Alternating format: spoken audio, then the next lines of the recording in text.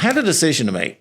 So I'm like, there are other places, other things, areas that I could work with DHS. These people know me, so it'd be easier for me to like transfer around here. So what I want to do? And so I thought, well, DHS handles nursing facilities in pretty much all non-acute long-term care. So there are all those nurses I could work with. Or I could go over here and I could work with the food stamp people. And that seems interesting somewhat, but the nurses were much more practical. All of those that I dealt with, they were all practical. They were all I connected with them.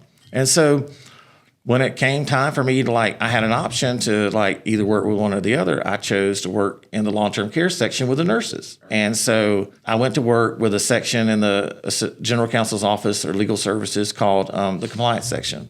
And so we basically, at that point, I joined a section that advised all of the DHS, the long-term care services section, the long-term care regulatory services section, on a daily basis. And so we handled any enforcement that came up. There were regional attorneys too. They handled things as well.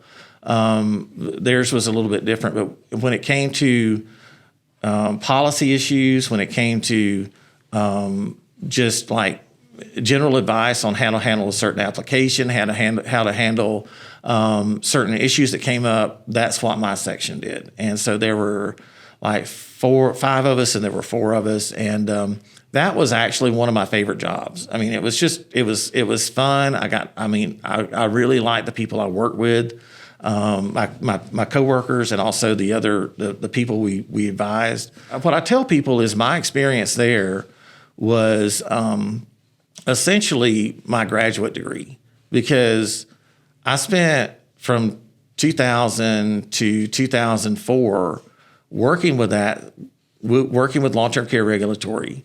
During that period, I dealt with bankruptcies, with bankrupt nursing facility chains. I did a whole bunch of stuff that I don't think someone at that point in my age and with my tenure normally would have handled. People ask me, why'd you leave? I'm like, well, more money for one, but also I kept cleaning up the same problems over and over and over again.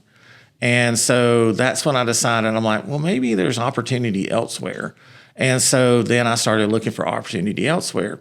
And basically what I did was I just switched sides of the table. I stopped representing folks with DHS, and then I stopped representing DHS, and I started representing providers.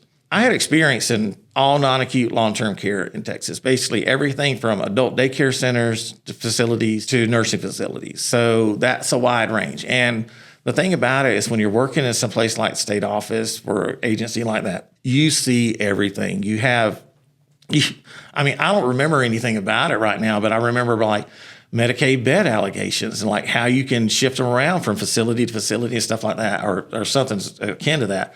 And it's I could figure it out now, but it would take me a while. But there are certain things with cost reporting that you learn that are just really unique. To Texas Medicaid and that kind of thing. So I had this wide industry to deal with, to approach when I left DHS. And so my question was, well, okay, so what I want to do. And so I'm like, well, who is marketable here? And so I started looking at the home health folks. And what I found was just basically a hole in the legal market.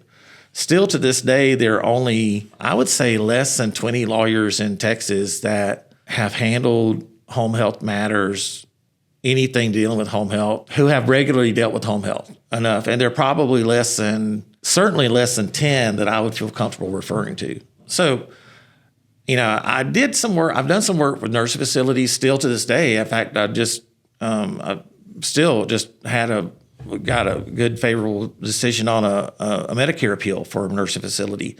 And so I still do work with assisted living, but haven't in a while. So the home care area has just been what I looked into.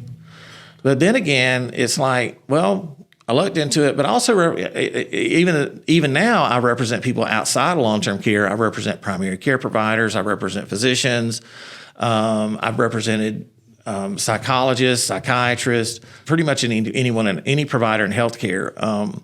But the thing about home health or the home care area is I think I just somehow connected with it.